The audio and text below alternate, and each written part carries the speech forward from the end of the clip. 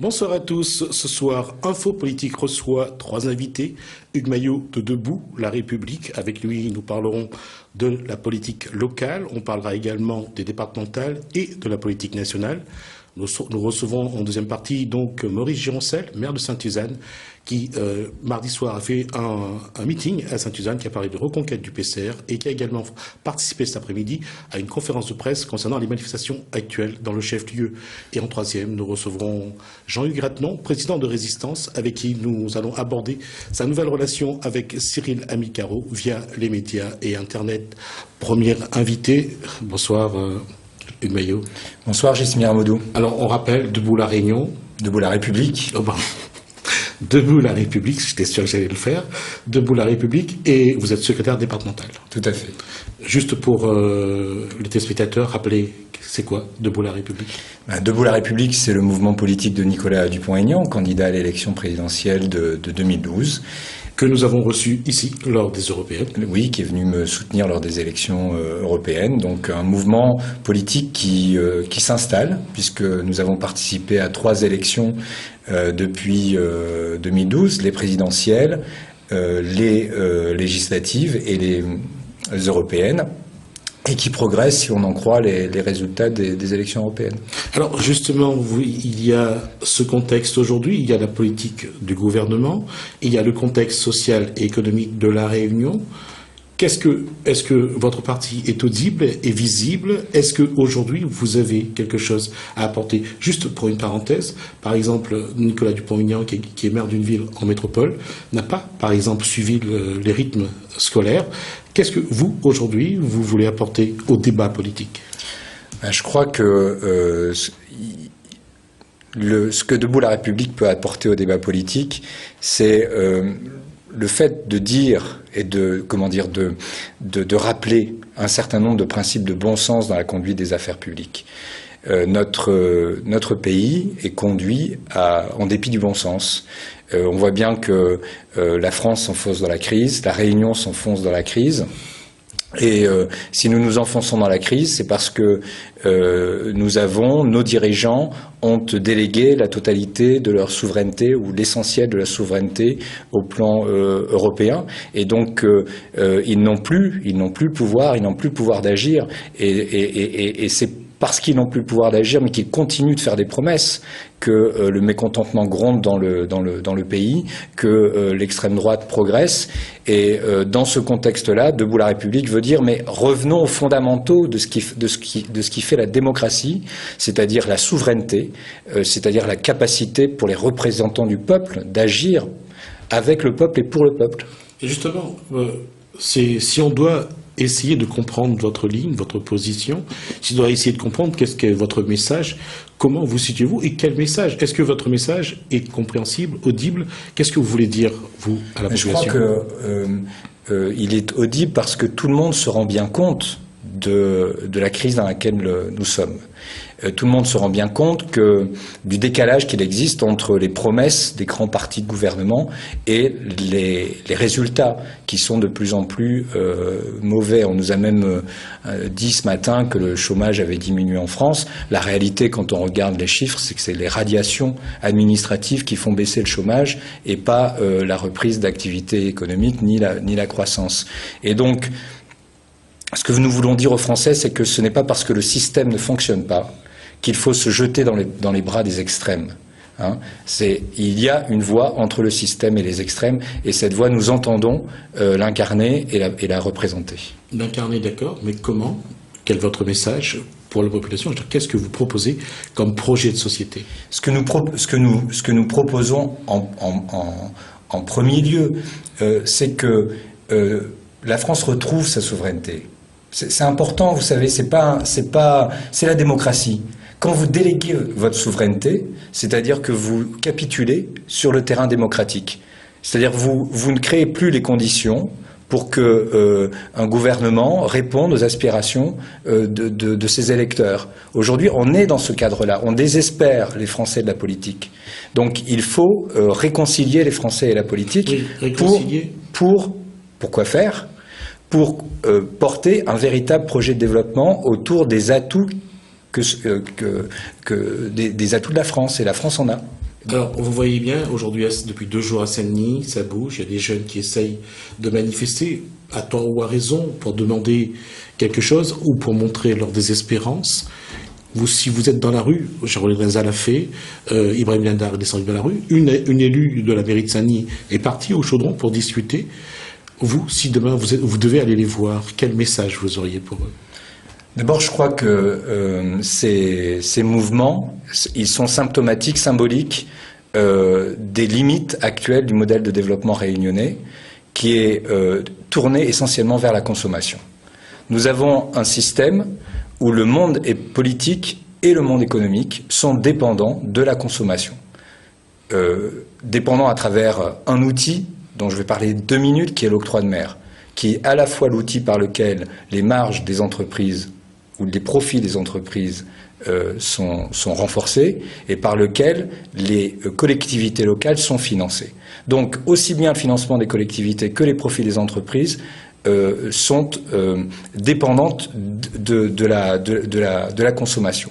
Et nous avons donc un modèle économique qui pousse à la consommation. Mais la consommation, elle ne produit rien, elle ne produit pas de richesse, en tout cas très peu. Ce qui produit de la richesse, c'est la production, c'est l'industrie. Et ce modèle, les manifestations que nous voyons aujourd'hui, eh bien, ce sont des manifestations qui résultent des limites de ce modèle de développement. Aujourd'hui, ce qu'il faut faire, c'est là aussi revenir aux fondamentaux. Alors, en matière économique, ce qui est fondamental, c'est de produire de la richesse. Et nous ne produisons pas assez de richesse. Alors, on en arrête avec l'État-providence pour redonner au monde économique, aux acteurs économiques, les moyens de créer des emplois, de créer l'activité, de créer des emplois? C'est comment, avec les sommes considérables dont nous disposons déjà, la dépense publique à La Réunion, c'est environ 6 milliards d'euros par an. Comment, avec ces sommes-là, nous pouvons effectivement avoir des effets leviers, ce qu'on appelle en économie des effets leviers, c'est-à-dire une création de richesse économique plus importante, plus forte. Comment le faire? Il y a 2 voies. La première voie, c'est d'économiser sur... Il y a 3 voies, pardon. La première chose, c'est d'économiser sur le fonctionnement. Nous avons des collectivités locales, des collectivités publiques qui dépensent trop en fonctionnement. On a parlé de clientélisme. Il y a du clientélisme aujourd'hui sur le plan politique. Et ce clientélisme, il gèle et il rend inefficace une partie de la dépense publique. Donc il faut économiser sur le fonctionnement, réinvestir dans l'investissement public. Cet investissement public, il y a des besoins énormes qu'il faut satisfaire sur le territoire en matière de routes, d'écoles, de réseaux. Donc tous ces investissements publics, ils permettraient aussi une création d'emplois durables. Et puis, 3e levier, c'est ce qu'on appelle l'exportation. Mais l'exportation, c'est quoi aujourd'hui à La Réunion? Qu'est-ce que nous sommes en mesure d'exporter? Eh bien, première chose que nous sommes en mesure d'exporter, c'est La Réunion elle-même à travers l'activité touristique. Et on doit donc dégager des marges de manœuvre sur le fonctionnement pour financer plus d'investissements publics et pour diminuer le coût d'approche, on va dire, sur le plan touristique, le prix pour un touriste pour venir à La Réunion. Je reviens à ma question. Je disais que vous êtes dans la politique, vous êtes donc debout la République. Vous descendez dans la rue, vous allez voir ces jeunes. Comment vous pouvez leur parler? Comment vous pouvez leur dire ce que vous venez de dire là? D'abord, je crois qu'il y a une chose qu'ils ont parfaitement compris. C'est que les emplois aidés, c'est un pis-aller. C'est un pis-aller parce qu'il y a 135 000 demandeurs d'emploi et il y a 20 000 emplois aidés, bon an, mal an, disponibles à La Réunion. Donc la solution ne passe pas par là. C'est pas à travers la revendication de l'emploi aidé qu'on va trouver des solutions durables pour les Réunionnais. Mais ceci étant, pour ceux qui sont vraiment dans le besoin, qui ont besoin de travailler, c'est comme dirait celui qui en a besoin, un petit contrat, ça aide. Eh ben, ce petit contrat-là, plutôt qu'il soit en commune, il vaut mieux qu'il soit dans l'entreprise. Parce que dans l'entreprise, après un passage en emploi aidé en entreprise, on le sait, les taux d'insertion, le fait de trouver un emploi durable à l'issue du contrat, sont beaucoup plus fortes que lorsqu'on passe par une collectivité.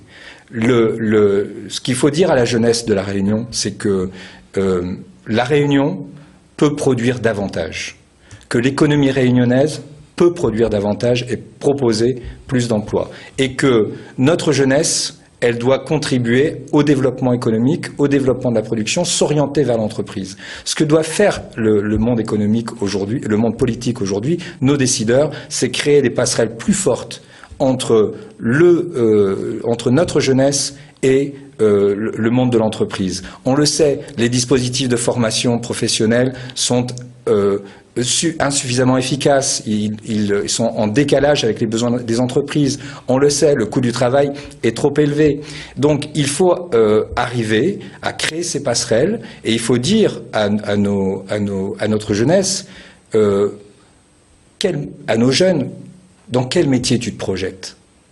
Quel métier tu as envie de faire?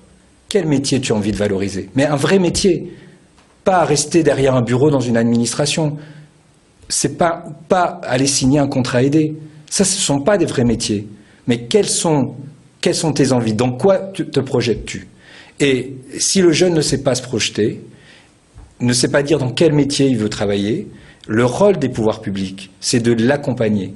Depuis l'école jusqu'à l'orientation à l'issue du cursus scolaire, dans l'accompagnement au titre de l'insertion ou de la formation professionnelle. Le rôle des pouvoirs publics aujourd'hui, c'est d'aider notre jeunesse à se projeter. On voit, il existe des dispositifs dans l'apprentissage, l'insertion, c'est quelque chose, mais il y a une chose qui est vraie aussi, on forme parfois pour rien, juste pour pouvoir dépenser l'argent qui est destiné à la formation. On voit aussi qu'on maintient une forme de dépendance pour, un électorat fragile. Les contrats de 6 mois renouvelables, ça permet de changer, de maintenir sous les taux un électorat qui peut, au moment des élections, apporter des voix. Il n'y a pas seulement... C'est vrai que les dispositifs existent, c'est vrai qu'il y a il y a des formations, mais il y a aussi une réalité, il y a ce clientélisme, il y a cette volonté électoraliste de certains élus de maintenir sous perfusion une population qui a besoin de ces contrats aidés pour tenir. Alors, entre une réalité, c'est-à-dire un manque d'employabilité des formations, entre ce clientélisme-là, comment arriver à expliquer aux jeunes que ça va être difficile de lui trouver une place? Je pense que ce qui tue aujourd'hui la société réunionnaise, c'est la pensée à court terme. C'est-à-dire que on ne se rend pas compte, je pense que nos élus sont soumis à une pression considérable.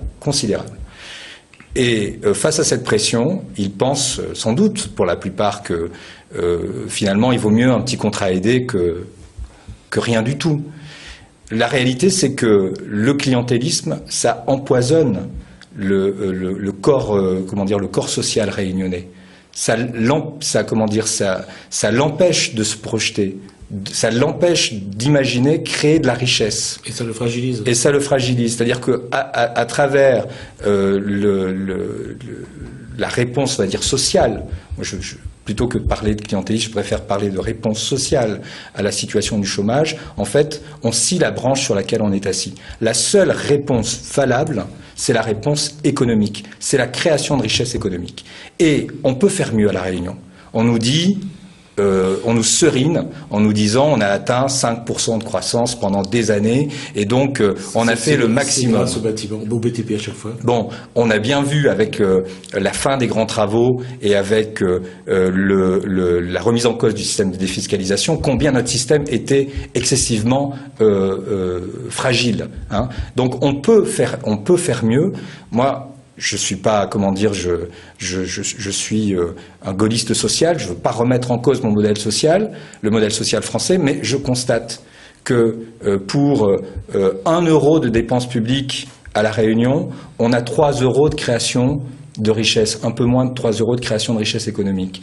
Si je compare nos amis mauriciens, pour 1 euro de dépenses publiques, on a entre 4 et 5 euros de création de richesse économique. On n'est pas sur les mêmes lignes pour le non, travail. Je suis d'accord, mais la différence fondamentale qu'il y a entre nous, c'est que d'un côté, on est résolument tourné vers la production, et de l'autre, c'est-à-dire chez nous, on est résolument tourné vers la consommation. Si on met moins d'argent moins de dépenses publiques dans le fonctionnement, moins de dépenses publiques dans le traitement social du chômage et plus de dépenses publiques dans l'investissement et plus de dépenses publiques dans les secteurs économiques qui sont porteurs de croissance, comme le développement touristique, on peut gagner en croissance. Si on gagnait, si on avait les mêmes ratios que Maurice, par exemple, on gagnerait près de 40% de création de richesse. C'est-à-dire aujourd'hui changer le dispositif fiscal. Aujourd'hui, ce qu'il faut, y compris l'octroi de mer, bien sûr. Ce qu'il faut, c'est effectivement, je pense, déverrouiller le dispositif fiscal. Ça passe, et on l'avait proposé au moment des élections européennes, par une remise en cause profonde de l'octroi de mer. Il faut continuer de protéger nos productions locales. Ça, il faut continuer à le faire. Mais aujourd'hui, l'octroi de mer protège très peu de production locale. Par contre, il s'applique sur l'ensemble des importations, renchérit les prix et rend dépendant à la fois notre monde économique et notre monde politique de la consommation, de la manne de la consommation. Savoir qu'en 2011, je crois que l'octroi de mer, c'est 380 millions à répartir. Environ, oui. Entre les collectivités. Alors, il nous reste un peu moins de 2 minutes. Ma dernière question ce soir, Hugues Maillot. Comment vous, avec votre parti, allez-vous aller à la rencontre des Réunionnais? Quel va être votre message? Et surtout, avec les élections départementales, est-ce que vous y serez? Alors, nous avons vocation à être au cantonal et je pense pouvoir vous dire avec quasi certitude que nous aurons des candidats au cantonal. Nous avons aussi vocation à aller au régional et je pense que l'élection régionale, ça doit être l'élection centrale de 2015 pour la Réunion, parce que la question du développement économique, la question du modèle de développement, c'est au moment des régionales qu'il faudra la poser. Voilà. Alors, justement, d'ici là, vous allez préparer ce projet? D'ici là, nous avons déjà... projet. Oui, bien sûr, nous avons déjà beaucoup avancé sur le projet et nous serons en mesure de présenter un projet pour les régionales, bien entendu. D'accord. Hugues Maillot, merci. Donc, on arrive à la fin de ces 20 premières minutes. Merci à vous. Je rappelle donc que vous êtes le secrétaire